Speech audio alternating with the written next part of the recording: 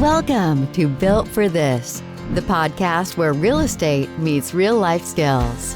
Hosted by Andrea Lane and Alyssa Bicar, each episode features investors turning their unique edge into long-term rental success. Welcome to the Built for This podcast. I am your co-host, Alyssa Bicar, the consultress, here with my partner in crime, Andrea Lane, the fearless real estate investor, where we bring the hybrid of real estate investors and their real estate investment businesses of who they are in their personal life, professional life, and how that shows up to make them uniquely successful in their real estate investment businesses. Andrea, who do we have for him today? So today I'm excited to introduce you to Davis Son with an S, not a D. I didn't spell it incorrectly. Thank you. He is an investor in the Virginia area. He is actually into furnished property rentals. He owns 8 currently, and he's looking to grow. So with that being said, Davis, why did you get into the real estate investing marketplace? Well, first, thank you so much to both of you for having me on. I'm just grateful for welcoming me into your podcast home. Why did I get interested in real estate? Um, Financial freedom. I think that's the story for a lot of people, and my story is no different. So I think it was late 2021, um, I read Rich Dad Poor Dad for the second time. And the first time I read it, it did not click for whatever reason. This was I want to say, soon after I graduated high school. So many, many years ago. And then I don't think I was ready for it. I just wasn't mature enough, I guess. I don't know.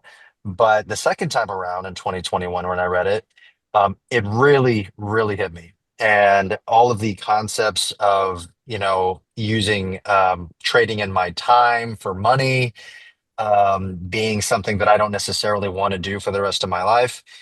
And just the asset class of real estate in general, all the tax benefits and all those things and cash flow. There was just so many things that it talked about that it made perfect sense for me. And then that led me to Bigger Pockets, which is, I would argue, the biggest real estate community. At the time, I think it was mainly just the podcast, but it's grown so much, this whole like network of books and, additional podcasts and stuff. So I dove right in, listened to every single episode of that podcast, and was obsessive about analyzing deals, looking at properties in my local market in Virginia. And so that's a very long-winded way of saying that's the impetus of how I got into real estate. Yeah, so it sounds like you got in for all the right reasons and all the reasons most people get in. The one thing you didn't mention was passive investment, which I'm happy, because if you're in real estate, there's nothing that's 100% passive. So that's good. So what do you love most about real estate? Honestly, I think it's the hustle. I've always found myself to be, I love to grind, and it's a recent thing that I realized about myself.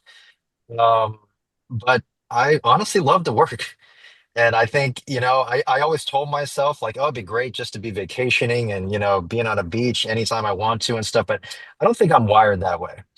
And your point about Alyssa, I Oh, have to ask you, I'm what's going so on with you? listen. I'm like, oh, this dude right here. I like being passionate and devoted to something that is a craft, something that like another podcast called Rise Above the Grind, and in it I've Mhm. asked people like define the grind for me.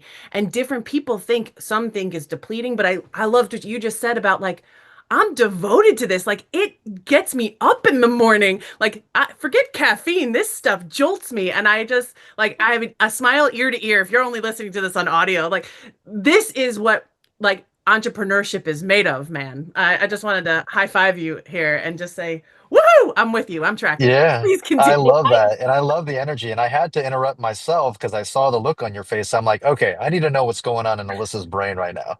So Yeah, I so appreciate I that. tried retirement for 2 months, and you know how that lasted. I absolutely am passionate about real estate. I love it when people say, "When are you retiring?" And I'm like, "From what?" If you're doing what you're passionate about, which you clearly are, it's a game. It's not work, it's fun. And I like to go on vacation, but I really love what I do. So I don't want to be on vacation 30 days a year. I've done that before. I don't like it. Yeah, exactly. I mean, as we speak, I'm going to turn the camera around for those watching. I'm in front of my flip project. And so I'm just in my car, just hanging out with the guys as they jam out on my latest flip. So, yeah, I know I love this stuff. And it doesn't feel like work, to your point, Andrea. I left my W-2 job in October of last year, so basically almost exactly a year. And for the first time in my life, I don't have the Sunday scaries. I cannot wait to get up and and work. And my wife doesn't understand it, but that's just the way I'm wired, and I absolutely love it. And it is a very active business. When I do property, whether it's property management, whether it's working on a flip or managing my own rentals, it's very much a business, and I've always been about business. So I'm just fortunate to be in the position to be in the business. So that being said, what did you do prior that it brought your professional skills into the real estate environment? It sounds like you sort of just flowed into it. I'll tell you, Andrea, I don't even know why I was there, but it was an association for oil and gas. I didn't know the first thing about associations. I didn't know the first thing about oil and gas. I didn't know the first thing about nonprofit organizations, and it was all new to me. So, long story short, I worked at Toyota, the headquarters in brand marketing. All my career, I've worked in marketing slash advertising. And then I was in like the Dallas area where their headquarters is based. I moved over to the Northern Virginia or DC market, and I just needed a job because Toyota wasn't supporting remote work. And so I needed something, and they cold called me, and I was like, you know what? I'm just going through interviews anyway. I'll, give this a shot. And they had a very, very good package. And I couldn't say no, what I thought at the time. And so I accepted the offer. I ended up working there for like 4 years every day.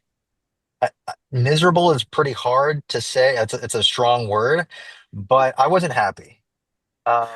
I certainly was not happy there. And honestly, though, I'm grateful for the experience because that's where I built my portfolio, found my passion for real estate, and it really took that experience to have me dive headfirst into my what is now my passion.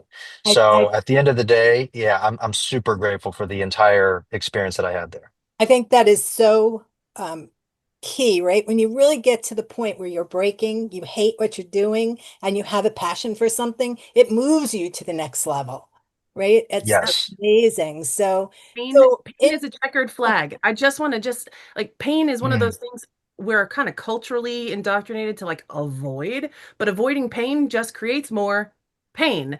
The mm, reason why pain exists is because it's showing us a contrast and showing us that we want something different.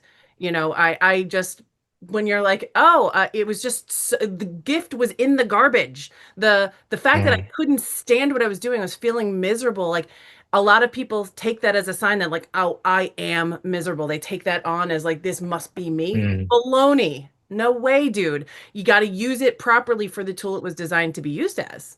And that pain brought you like, okay, no, there's change imminent. Let's go find out what it is. High five. Yeah, Yeah, absolutely. And I think that's really powerful what you said. Pain is situational, and it's a blessing if it helps you pivot into the right direction, which is exactly what happened for me. So I 100% agree. yeah. So in your business, what's your unique edge? What's your unfair advantage that you have in your marketplace? Yeah, great question. So for me, as far as property management is concerned, um, it's the attention to detail and each of our clients and our guests is what really sets us apart. The biggest complaint that I always hear about property management companies is you kind of feel like just, I guess, a number. You don't really get the attention that you're looking for. Every landlord or property owner, their property is their baby. And so a lot of times I always hear, complaints about they just treat it, they never respond on time, they don't respond to maintenance requests and so forth. We don't operate that way. So we're a small shop, but we are intentionally small because it helps us focus and give that one-on-one attention to clients and guests. Because we specialize in furnished rentals, most of the time it's review driven on the guest side. And so but it's great because it holds us accountable to being great operators and provide excellent guest service as well as client service. And So hospitality in one word, I would say, is what sets us apart. that's great because you're so right. So many people don't respond and you're left holding a bag of problems because they didn't do their job. So that's fabulous. So Yeah, and it's unfortunate, honestly, just to expand on that, because for many of these bigger property management companies, their systems are most of the time they're great, but the problem is, I guess naturally, their focus and attention usually goes to those landlords that have a bunch of properties because they don't want to lose that business because a lot rides on that, as far as their revenue is concerned. But then what happens to the people who have like four properties or yeah, five properties, right? They're 100%. kind of, yeah, they're kind of sometimes swept under the rug, unfortunately. We don't operate that way. And so, because we So, we hold ourselves to that standard. so that being said, what's your biggest challenge or struggle that you're having in real estate lately? Is it on the real estate side? Is it on the buying side? You know, what? This flip that I'm sitting in front of. Oh, he loves Um, challenges. yeah, Headlong. yeah. Contractors. Oh my gosh. So, it's one of those things like working with contractors is very much an art.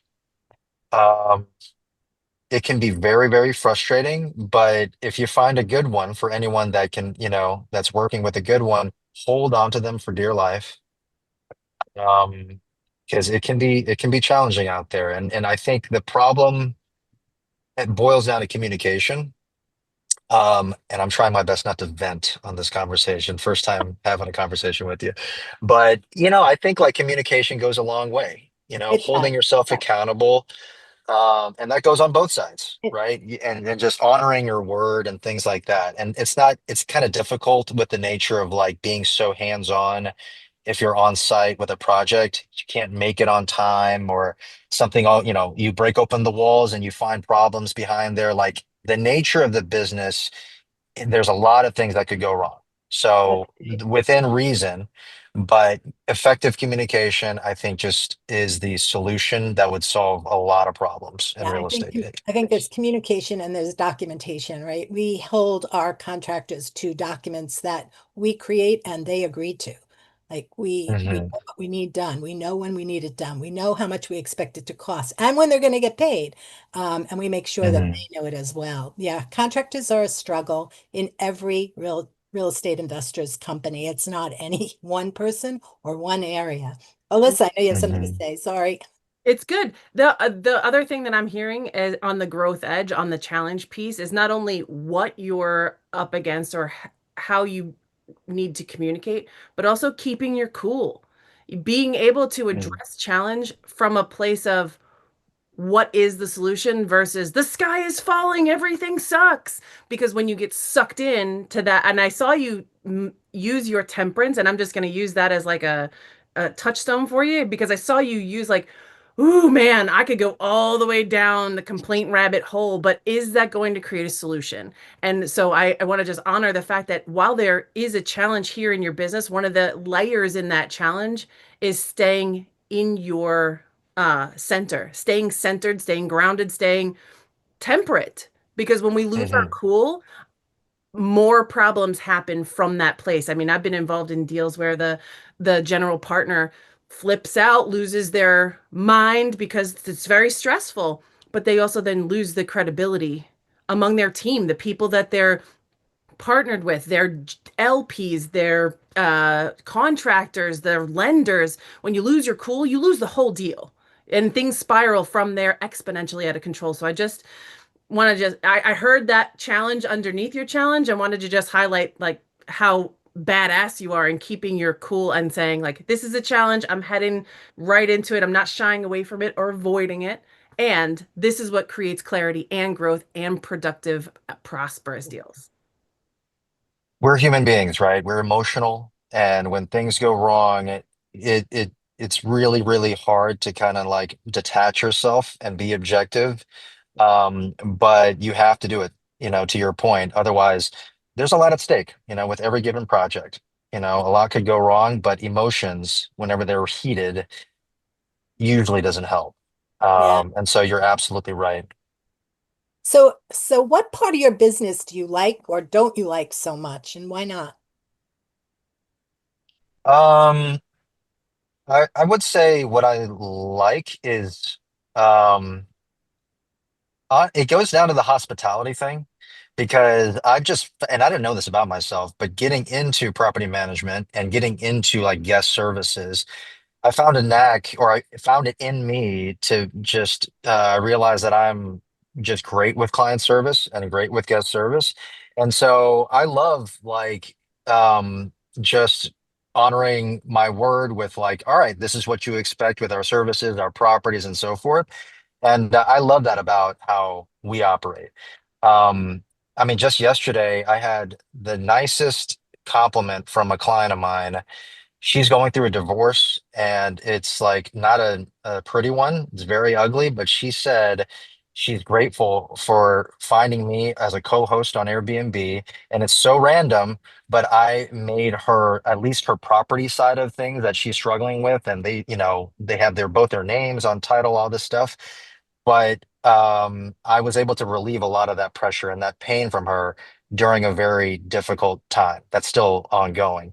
And so when I hear things like that, it's like the ultimate compliment for me because that's what we're here for. I mean, we try to really make life easy, obviously increase revenue and all those things, but we're in the business of making life easy for our clients.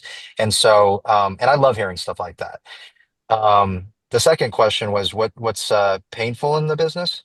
Yeah, well, one or the other. It sounds like that's a recent win. That's really wonderful because you're able to help people um, take a load off their brain or relax because they Yeah. know you're taking care of your part of the business correctly, and that's an amazing win, right? Yeah, Doesn't happen exactly. a lot. Yeah, I mean, if somebody trusts you with something that's important to them, and then making them feel like, okay, I'm glad I decided to trust that person, that's the ultimate thing. And so that kind of stuff just makes me very happy. Good. Well, Yeah, the question in the question was, are you self-managing in your business of the properties that you own? Are you self-managing your properties? I think I know the answer, but I just wanted to ask. Yeah, I have assistants. So I have a team of virtual assistants that help me with a lot of the back end stuff. But it's kind of cool because some of them have their own properties also, which I think is very different. Whenever I tell people that, they're like, "Really? That's pretty cool." Because they have a sense of ownership and they know what it means to be an owner. And so it's almost like a side hustle for them to be able to like be a virtual assistant for my business. So short answer is yes, I have a team of virtual assistants. That's awesome. And are you planning to make more moves? Are you planning to grow your portfolio in the next batch of time, 6 to 12 months? Yeah, great question. I have put a pause on my personal portfolio acquisition to focus only on property management. It's been picking up pretty quickly, especially the last 6 months. And so my team's growing, my client list is growing. I know I'm still trying to deliberately stay small, but we just have to hire more and create, just double down on systems and things like that. I haven't quite figured out what the number should be on capping, the number of clients, but um, something to think about. I see Andrea over there like she swallowed the Cheshire cat because she's been down this road with building a property management company. Mm. Any wisdom from the road there, Andrea?